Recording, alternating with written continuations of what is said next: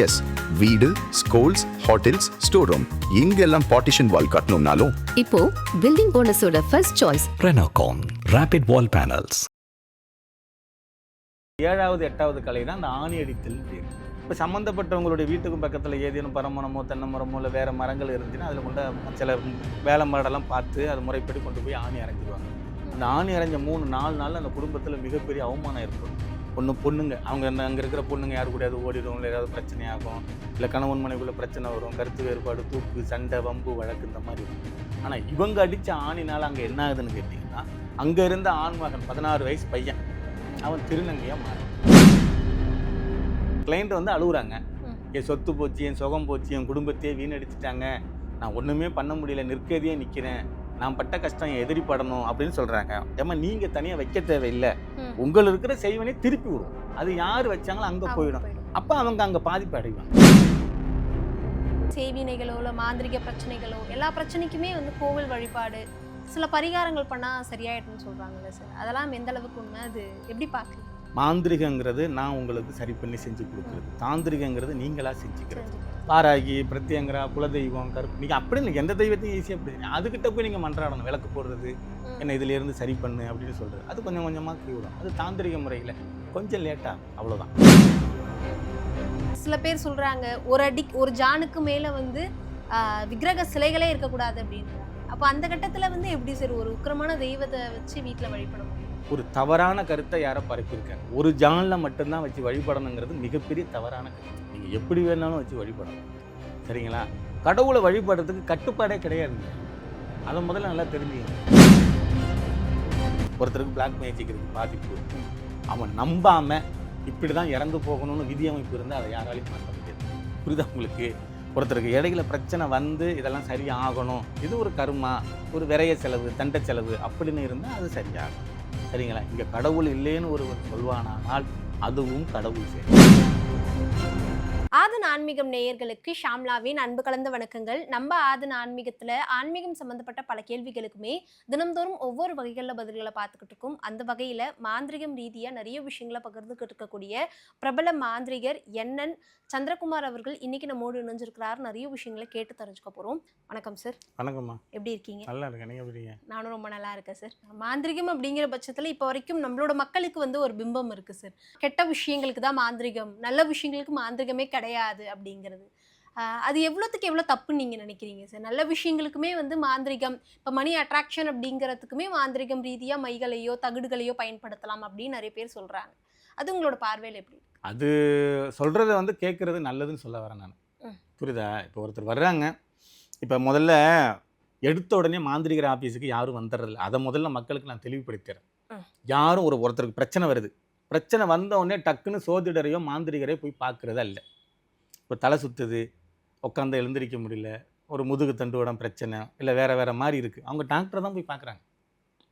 டாக்டரை பார்த்து டாக்டர் முறைப்படி இசிசி எடுக்கிறதா இருக்கட்டும், எக்ஸ்ரே எடுக்கிறதா இருக்கட்டும், எல்லா டெஸ்ட் எடுக்கிறதா இருக்கட்டும், மருந்து மாத்திரை கொடுக்குறதா இருக்கட்டும், சாப்பிட்றாங்க. அதில் குணம் ஆகலைன்னா கோயிலுக்கு போகிறாங்க, கோயிலில் போய் நேர்த்திக்கடன் வைக்கிறாங்க. அதுலேயும் அவங்களுக்கு சரியாகலைன்னா சந்தேகத்தின் பேரில் இது என்னன்னு தெரிஞ்சுக்கிட்டு வருவோமே அப்படிங்கிற நோக்கத்தில் தான் வருவாங்க, இருக்குங்கிற நம்பிக்கையில் வரமாட்டாங்க. நமக்கு எந்த விதமான கெடுதலான விஷயம் இல்லை, ஆனால் இருந்தும் ஒரு சந்தேகம் இருக்குது, போய் பார்த்துட்டு வருமே அப்படின்னு தான். இங்கே சோவி உருட்டி சில விஷயங்களை அவங்களுக்கு சொல்லும்போது தான் புரியும். ஆமாம், இந்த ஃபங்க்ஷனில் போய் சாப்பிட்டதுக்கு பிறகு தான் எனக்கு இந்த பிரச்சனை, இவங்க கூட எனக்கு பிரச்சனை வந்ததுக்கு பிறகு தான் அந்த பிரச்சனை, பக்கத்தில் வந்து இந்த மாதிரி இட பிரச்சனை, அதில் வந்த பிரச்சனை, மதில் வைக்கிறதுல பிரச்சனை, வீட்டில் பிரச்சனை, கல்யாணத்தில் பிரச்சனை, இப்படி ஒவ்வொன்றா இவங்க வந்து புரிய வைப்பாங்க. இதுக்கு பிறகு எப்படிமா இருந்துச்சுன்னு. அப்புறம் இவங்க ஒரு பொருளை கொடுத்து அனுப்புவாங்க, கனவு வரும் பாருங்கள், அதுக்கு பிறகு எனக்கு ஃபோன் பண்ணுங்க, இல்லை நேரில் வாங்கணும். அப்புறம் தான் ஒரு முடிவுக்கே வந்து அவங்கள நம்ப வச்சு அதை க்யூர் பண்ணி அதுக்கு பிறகு டாக்டரால் குணப்பட அங்கே போய் சரியாகலையா, கோயிலுக்கு போய் சரியாகலையா, இந்த பூஜை முறைகள்லாம் செய்ததுக்கு பிறகு குணமாகறாங்க, சரிங்களா? எத்தனையோ பேர் இப்போ நம்ம பார்க்குறோம் இல்லையா ஷார்ட்ஸ் வீடியோவில், லண்டனில், அமெரிக்காவில், சிங்கப்பூரில் இருந்தெல்லாம் நான் இந்த கோயிலுக்கு வந்தேன் சரியாயிருச்சு, திரும்ப மாலை மரியாதை பணத்தோட தட்டில் பழமெல்லாம் வச்சு கொடுக்குறாங்களா இல்லையா? அவங்களுக்கு எதுவும் ரெடி பண்ணி அப்படி நடிங்க கொடுங்க நான் சொல்ல வச்சாங்க, சொல்கிறாங்களே, நான் அதில் பேசவே செய்கிறாங்க. நான் 3 மாதத்துக்கு முன்னாடி வந்துட்டு போனேன், நான் போனதுக்கு பிறகு எனக்கு குணமாயிட்டு திரும்ப இந்த கோயிலுக்கு செய்யணுங்கிறதுக்காக தட்டு பழங்கள் போக்கு பணத்தோடு வந்திருக்கேன் அப்படின்னு சொல்லி கொடுக்குறாங்க. எத்தனை பேர் கொண்டாந்து நேர்த்திக்கடன் செஞ்சுட்டு போகிறாங்களா என்ன? ஆனால் அதில் சொல்லவும் செய்கிறாங்க, நான் டாக்டர்கிட்ட பார்த்து அங்கே போனேன், இங்கே போனேன், குணமாகலை, இங்கே வந்ததுக்கு பிறகு எனக்கு குணமாயிருக்கு. வருதா வரலையா? அவங்களாம் கொண்டாந்து கொடுத்துட்டு போக தானே செய்கிறாங்க. அப்போ அங்கே பிரச்சனை இருந்திருக்குல்ல, பிரச்சனை சரியாக இருக்குல்ல. இங்கே அதர்வனம் உண்மை, சோதிடம் உண்மை, மைய உண்மை, குடுவை உண்மை, தாய்த்து உண்மை, பிரச்சனையும் உண்மை, சரியாகிறதும் உண்மை, இரவும் உண்மை, பகலும் உண்மை, பள்ளம் மேடு எல்லாமே இங்கே இருக்குது. நம்புறதும் நம்பாமல் இருக்கிறதும் உன் கையில் இருக்குது. ரெண்டாவது இன்னொரு விஷயம் என்னென்னு கேட்டிங்கன்னா, ஒருத்தருக்கு பிளாக் மேஜிக் இருக்குது பாதிப்பு. அவன் நம்பாமல் இப்படி தான் இறந்து போகணும்னு விதியமைப்பு இருந்தால் அதை யாராலையும் மாற்ற முடியாதுங்க. புரியுதா உங்களுக்கு? ஒருத்தருக்கு இடையில பிரச்சனை வந்து இதெல்லாம் சரியாகணும், இது ஒரு கர்மா, ஒரு விரைய செலவு, தண்ட செலவு அப்படின்னு இருந்தால் அது சரியாகும். சரிங்களா? இங்கே கடவுள் இல்லைன்னு ஒருவன் சொல்வானானால் அதுவும் கடவுள் செயல். உங்களோட கெரியரில் நீங்கள் நிறைய கிளைண்ட்ஸை பார்த்துருப்பீங்க. இந்தியா இருக்கட்டும், இந்தியாலையா இருக்கட்டும், மலேசியாலையா இருக்கட்டும், எல்லா இடங்கள்லையுமே அவங்களோட வாழ்க்கையில் நீங்கள் சொன்ன மாதிரி பிளாக் மேஜிக்கால் ஒரு பெரிய பாதிப்பு அடைஞ்சு கடைசியில் உங்களை ஒரு நம்பிக்கையாக வந்திருப்பாங்க. அப்போது நீங்கள் கொடுத்த ஒரு சொல்யூஷன் அவங்களோட லைஃபையே மாற்றிருக்கும். அப்போ ஒரு ஃபீட்பேக் கொடுத்துருப்பாங்கல்ல சார், அதை பற்றி ஷேர் பண்ண முடியுமா? ஒரு நல்ல வசதியான குடும்பம், நல்ல ஒரு நாகரிகமான குடும்பம்னு நம்ம சொல்லலாம். கௌரவமான குடும்பம், அவங்க யாருக்கும் எந்த தீங்குன்னு நினைக்கல. சரிங்களா? ஆனால் அவங்க குடும்பத்தில் வந்து என்ன பண்ணுறாங்கன்னா, ஒரு பிளாக் மேஜிக் வைக்கிறாங்க ஆப்போசிட் பார்ட்டி. ஒரு தொழில் ரீதியாக ஒரு சவுளிகடை பிரச்சனையில் ஆப்போசிட்டில் வைக்கிறாங்க. ஆப்போசிட்டில் எப்படி வைக்கிறாங்கன்னா, அவங்க வந்து நிறைய அவமானப்படணும், அசிங்கப்படணும், தொழிலை சரியாக கவனிக்கக்கூடாது, இதனால் வந்து அவங்க ஊரை விட்டு வெளியே ஆகணும், இந்த மாதிரி வைக்கிறாங்க. அதுக்கு பேர் ஆணி அறைதல்னு பேர். இப்போ 38 வகையான பிரயோக முறை இருக்குது. மாந்திரிகத்தில் 38 வகையான பிரயோக முறை இருக்குது. 8 அதர்வன கலை இருக்குது. பில்லி, சூனிய, ஏவல், செய்வன, உச்சாடனம், பேதன, சம்பனம், மோகனம், வித்தியோகனம், மாராணம்னு 8 கலைகள் இருக்குது. 38 வகையான பிரயோக முறை இருக்குது. கிறுக்கு பிடித்தல், பைத்தியம் பிடித்தல், மன உளைச்சல், நொம்பலம், வேதனை, ஆணி அடித்தல், முட்டை கருவறுத்தல், இப்படி வரும் அது உங்களுக்கு. அப்போ இதில் ஒரு 7வது 8வது கலை தான் அந்த ஆணி அடித்தல்னு பேர். இப்போ சம்மந்தப்பட்டவங்களுடைய வீட்டுக்கும் பக்கத்தில் ஏதேனும் பரமரமோ தென்னை மரமோ இல்லை வேறு மரங்கள் இருந்துச்சுன்னா அதில் கொண்டு சில வேலை மாடெல்லாம் பார்த்து அதை முறைப்படி கொண்டு போய் ஆணி அரைஞ்சிருவாங்க. அந்த ஆணி அரைஞ்ச 3-4 நாளில் அந்த குடும்பத்தில் மிகப்பெரிய அவமானம் ஏற்படும். ஒன்று பொண்ணுங்க, அவங்க அங்கே இருக்கிற பொண்ணுங்க யாரு கூடயாவது ஓடிடும், இல்லை ஏதாவது பிரச்சனையாகும், இல்லை கணவன் மனைவிக்குள்ளே பிரச்சனை வரும், கருத்து வேறுபாடு, தூக்கு, சண்டை, வம்பு, வழக்கு, இந்த மாதிரி இருக்கும்.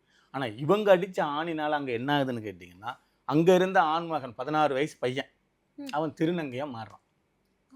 புரியுதுங்களா? ஹார்மோன் மாற்றத்தையே மாற்றுது.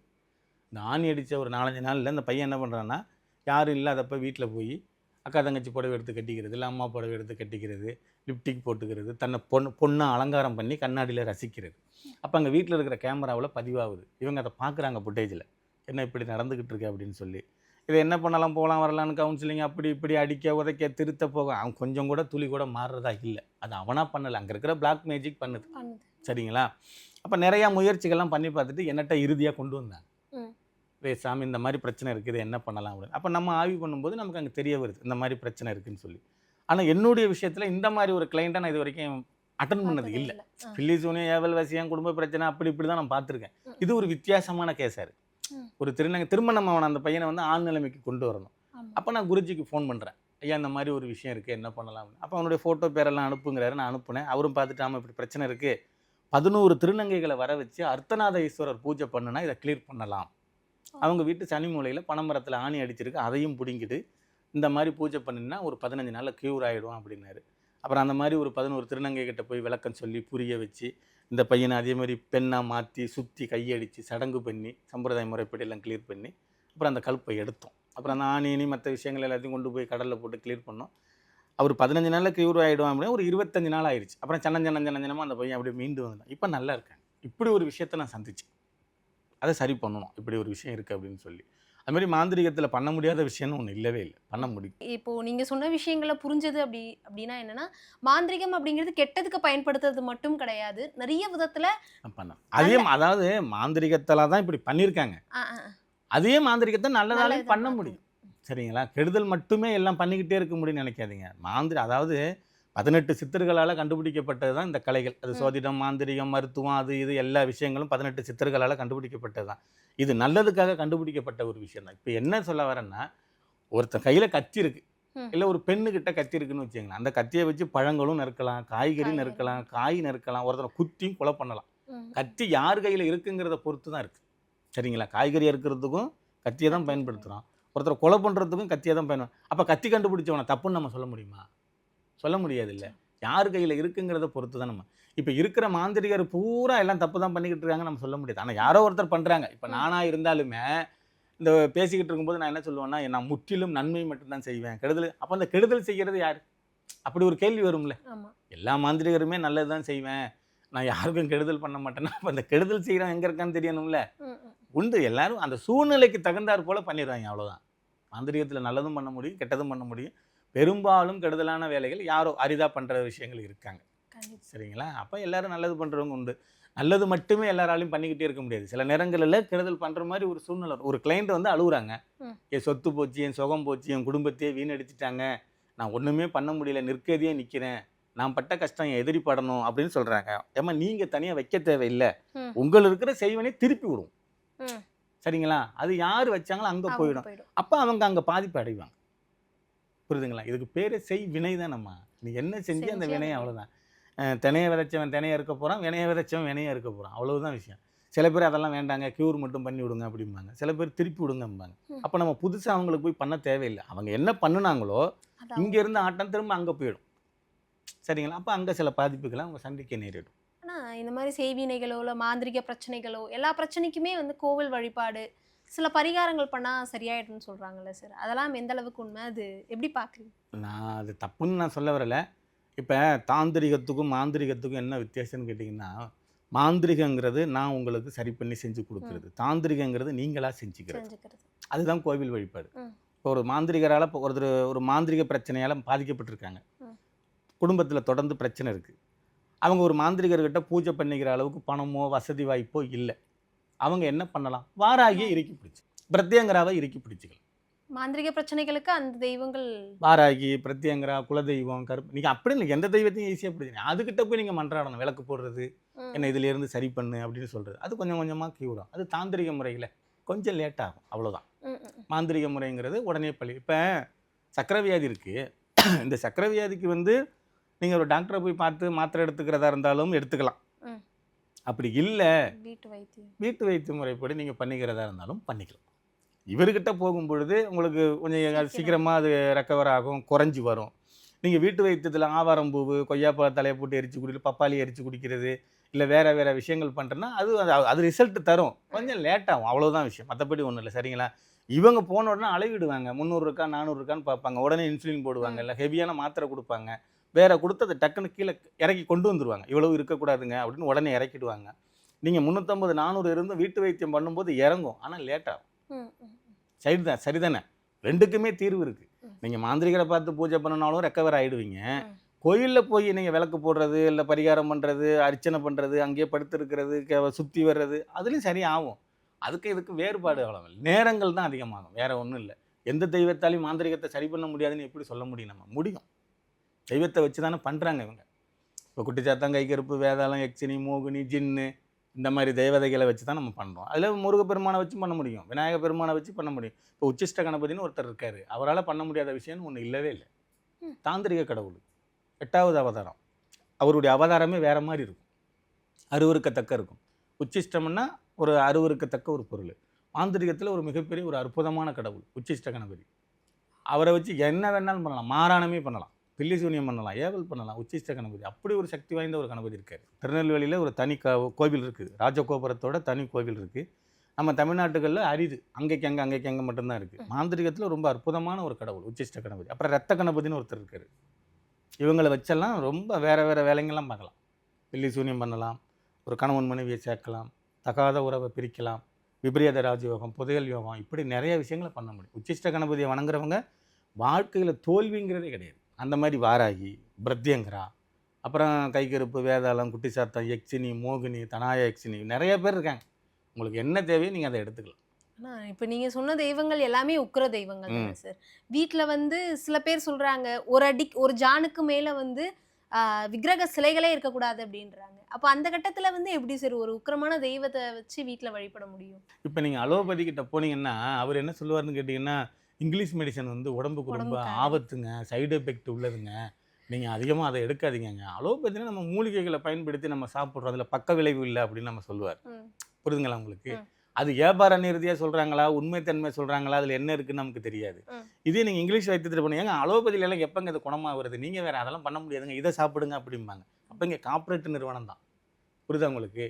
ஒரு ஜானில் தான் சில வீட்டில் இருக்கணும் அப்படின்னா, அப்போ 5 அடி 6 அடி உயரத்துலலாம் தயார் செய்ய மாட்டாங்களே. 6 அடியில் வச்சோம்னா அதுக்கு டெய்லியும் தீபாரதனை காட்டணும், நெய்வேத்தியம்லாம் தினமும் பண்ணணும், பூஜை புனஸ்காரங்கள் கரெக்டா இருக்கணும், அப்படி இல்லைன்னா அந்த தெய்வம் வந்து நம்ம வீட்டில் இருக்கவங்களை ஏதாவது பழி வாங்கிடும் அப்படிங்கிற மாதிரிலாம் சொல்றாங்க. தெய்வத்துக்கு பழிவாங்கிற குணங்கிறது ஒன்று இல்லவே இல்லை. அதை முதல்ல நல்லா தெரிஞ்சுங்க. மனிதனுக்கு மட்டும்தான் அந்த தெய்வம் நம்ம பழிவாங்கிற குணம்னு ஒன்று இருக்குது. நான் என்ன சொல்கிறேன், நீங்கள் கடவுளை வணங்கும் பொழுது நம்பிக்கையோடு வணங்குனீன்னா அதை முதல்ல நல்லா தெரிஞ்சுக்கங்க. இப்போ ஒரு கடவுள்கிட்ட நீங்கள் போகிறீங்க, உங்களுக்கு கொஞ்சம் கடன் பிரச்சனை இருக்குது, இல்லை குடும்பத்தில் பிரச்சனை இருக்குது, எப்போ நான் உன்னை வந்து பார்த்துட்டேன், வழிபட்டுட்டேன், இந்த பிரச்சனை எனக்கு சரியாயிடுச்சுன்னு நான் நம்புகிறேன் அப்படின்னா அங்கே கடவுள் உன்கிட்ட இருக்காருன்னு அர்த்தம். புரியுதுங்களா? அங்கே போய் நின்று இவ்வளோ தூரம் மெனக்கெட்டு வந்துட்டோம், சாமி கும்பிட்றோம், இது கடன் அடையுமா அடையாதா, இந்த பிரச்சனை சரி ஆகுமா, சந்தேகப்பட்டாலே உனக்கு அங்கே கடவுள் இல்லையே உனக்கு. புரியுதா உங்களுக்கு? இப்போ திருப்பதியில் தான் பெருமாள் இருக்காருன்னு நீ நினச்சின்னா உன்னை விட வேற உனக்கு அது விளக்க நம்ம சொல்ல முடியாது. அவர் இல்லாத இடம் எங்கேயுமே இல்லை. திருப்பதியில் தான் இருக்காருன்னு நினைக்கிறது தப்பு. சிவாலயங்களில் மட்டும்தான் சிவபெருமான் இருக்கான்னு நீ நினைக்கிறது தப்பு. உனக்குள்ளும் இருக்கார். புரியுதுங்களா? படைத்தல் எல்லாருமே தான். உங்ககிட்ட தான் நிறைய விஷயம் இருக்குது. உன்னால் நிறைய படைக்க முடியுமே. என்ன, குழந்தைங்களை நீ தான் உற்பத்தி பண்ணுற, வீடு வாசியை நீ தான் உற்பத்தி பண்ணுற, எதுவும் உடம்பு சரியில்லைன்னா நீ தான் சரி பண்ணுற, துணிமணியை நீ தான் உற்பத்தி பண்ணுற, உணவை நீ தான் உற்பத்தி பண்ணுற, காரை நீ தான் உற்பத்தி பண்ணுற. இங்கே இருக்கிற எல்லா விஷயங்களையும் மனிதர்கள் தானே உற்பத்தி பண்ணுறாங்க. அப்போ படைக்கிறவன் தானே இங்கே கடவுள். சரிதா? உன்னை படைச்சது இறைவன் இல்லைன்னு சொல்லலை, ஆனால் படைத்தல் மட்டும்தான் இறைவன். அதனால நீ என்ன சொன்னா வெளியில் இருக்காருன்னு தேடாத, உனக்குள்ளே தான் இருக்கு. புரியுதுங்களா? இது நம்ம ஆத்ம திருப்திக்கு தான் நம்ம படங்கள் விக்கிரகங்கள் எல்லாத்தையும் நீ கண்ணை மூடி நினைச்சாலே போதும், உனக்குள்ளே கடவுள் வந்துட்டாருன்னு அர்த்தம், உன் பிரச்சனை சரியாயிடும்னு அர்த்தம். அங்கே இருக்காரு இங்கே இருக்காருன்னு போட்டு மனசை உழைப்பெரிய தேவையில்லை. ரெண்டாவது என்னென்னு கேட்டிங்கன்னா, ஒரு தவறான கருத்தை யாரோ பரப்பியிருக்காங்க. ஒரு ஜானில் மட்டும்தான் வச்சு வழிபடணுங்கிறது மிகப்பெரிய தவறான கருத்து. நீங்கள் எப்படி வேணாலும் வச்சு வழிபடலாம். சரிங்களா? கடவுளை வழிபடுறதுக்கு கட்டுப்பாடே கிடையாதுங்க. அதை முதல்ல நல்லா தெரிஞ்சுக்கங்க. நீங்கள் வீட்டில் விக்கிரகம் வச்சாச்சுன்னா டெய்லி நைவேத்தியம் வைக்கணும், விளக்கு ஏற்றணும், பூஜை பண்ணணும், போகணும் வரணும்னு அதெல்லாம் அப்படி நினைக்கவே மாட்டார். நீ மட்டுமா பண்ண போகிற? அந்த கடவுளை எத்தனை கோடி பேர் வணங்கிட்டு, உனக்கு மட்டும்தான் சொந்தமா, உலகத்துக்கே சொந்தமா? உலகத்துக்கே சொந்தம். அப்புறம் எப்படி உனக்கு மட்டும் நீ நினைக்கிற? இப்போ உங்கள் வீட்டில் காலையில் 2 பழம் வச்சுருப்பீங்க. யாருக்கு? விநாயகர் பெருமானுக்கு. இதே விநாயகர் பெருமானுக்கு வேறு இடத்துல மோதகம், கொழுக்கட்டை, சுண்டல், பாலபிஷேகம், பன்னீர் விழாம் எல்லாம் நடக்குமா என்ன? அங்கேயும் அருள் புரிவார். பழம் வச்ச உனக்கும் அருள் புரிவார். இதுக்கு நான் உதாரணத்துக்கு ஒரு விஷயம் சொல்கிறேன்னா, நீங்கள் கடவுள்கிட்ட போய் என்னென்னு வேண்டிக்குவீங்கன்னா, நான் ஆரோக்கியமாக இருக்கணும், எனக்கு எந்த நோய் நொடியும் வரக்கூடாது, நல்லா சம்பாதிக்கணும், நிம்மதியாக இருக்கணும், சந்தோஷமாக இருக்கணும். Right, okay. இப்போ நீங்கள் ஆரோக்கியமாக இருக்கிறதுக்கு வந்து ஒரு மளிகை கடையில் அரிசி பருப்பு நல்லது கெட்டதெல்லாம் வாங்குறீங்க. அந்த மளிகை கடையில் சாமி படம் மாட்டிருக்கு, விளக்கு போடுறாரு, தீபம் கட்டுறாரு. என்ன விஷயத்துக்காக? வியாபாரம் நல்லா நடக்கணும், லாபம் அதிகமாக வரணும் அப்படின்னு சொல்லி ஒரு மளிகை கடையிலையோ சூப்பர் மார்க்கெட்லையோ. இதில் ஒரு நியாயமான கருத்து இருக்குது. சரிதானே? மெடிக்கல்லையும் படம் மாட்டிருக்குங்க, விளக்கு ஏற்றுறாரு, வியாபாரம் நடக்க. அப்போ வியாபாரம் இப்போ நீங்கள் போய் சாமி கிட்ட வேண்டிக்கிட்டது நான் ஆரோக்கியமாக இருக்கணும்னு, மெடிக்கல் கார்டு வேண்டிக்கிட்ட நான் இவ்வளோ முதல் போட்டிருக்கிறேன், எனக்கு வியாபாரம் நடக்கணும். அப்போ நமக்கு உடம்பு சரியில்லாமல் போனால் தான் மாத்திரை மருந்து நம்ம வாங்குவோம். அவரும் அதே கியூவில் நின்று தான் அர்ச்சனை பண்ணுறாரு, என் தொழில் நல்லா நடக்கணும்னு. நம்ம அதே கியூவில் நின்று தான் எனக்கு உடம்பு நல்லா இருக்கணும்னு நம்ம வேண்டிக்கிறோம். இந்த கடவுள் என்ன பண்ணுறாரு? 2 பேருக்கும் பாகுபாடு இல்லாமல் பண்ணுறாரா? சாயங்கால நேரமெல்லாம் நீங்கள் மெடிக்கலில் போய் டக்குன்னு ஒரு மருந்து மாத்திரை வாங்கிட்டு வந்துட முடியுமா? எவ்வளோ கூட்டம் இருக்குது சொல்கிற, புரியுதா? அப்போ கடவுள் என்ன? கல்லுக்குள்ளே இருக்கும் தேரைக்கும் உணவளிக்கிறான். சரிங்களா? பெரிய பெரிய ஆஸ்பத்திரிங்க 1000 கோடி 2000 கோடி போட்டு பெரிய பெரிய மெடிக்கல் காலேஜுக்கு ஏற்ற மாதிரி போனீங்கன்னா 10 லட்ச ரூபா செலவு பண்ணி சில கோவில் இருக்கா என்ன? அப்போ அங்கே நல்லா தொழில் நடக்கணும், நிறைய வாடிக்கையாளர்கள் வரணும், நிறைய கிளைண்ட் வரணும்னு தானே வேண்டிக்கிறாங்க. அப்போ இந்த மெடிக்கல் காருக்கும் உணவளிக்கிறாரு, எனக்கு உடம்பு நல்லா இருக்கணும்னு வேண்டிக்கிட்டவருக்கும் உணவளிக்கிறாரு. இவருக்கும் பாதகம் இல்லாமல் இவருக்கும் பாதகம் இல்லாமல். அப்போ இங்கே கடவுள் யாருக்கு பாகுபாடாக இருக்காருன்னு நினைக்கிறீங்க? எல்லாருக்கும் கரெக்டாக தானே இருக்காரு. நீ 2 பழம் வச்சாலும் உனக்கு என்ன கிடைக்குமோ அது கிடைக்கும். நீ சுண்டல், மோதகம், பால விஷயம் எல்லாம் பண்ணினாலும் அது கிடைக்கும். அதில் ஒன்றும் மாற்று கருத்து இல்லை. எனக்கு ஏன் பண்ணலை, எனக்கு ஏன் நீ மோதகம் வைக்கலை, நான் அதை தானே விரும்பி சாப்பிடுவேன் அப்படின்னு என்னைக்கு கேட்டாரா? அப்படியெல்லாம் ஒன்றும் இல்லை. இது ஒரு தவறான கருத்து. சில பேர் வாராகி வச்சு வழிபடக்கூடாதும்பாங்க, பிரத்யங்கரை வச்சு வழிபடக்கூடாதும்பாங்க, ஒரு அடிக்கு மேலே ஒரு ஜானுக்கு மேலே வச்சு வழிபடப்பட அப்படிம்பாங்க. அதெல்லாம் தப்புங்க, அதெல்லாம் ஒன்றும் பிரச்சனை இல்லை. அது உங்கள் விருப்பம், அது ஒரு தனிப்பட்ட சுதந்திர கருத்து. நீ என்ன நினைக்கிறீங்க அப்படி வழிபடலாம். கண்டிப்பாக சார், நிறைய விஷயங்களை பகிர்ந்துக்கிட்டீங்க. மிக்க நன்றி சார். நன்றி. வாழ்க வளமுடன்.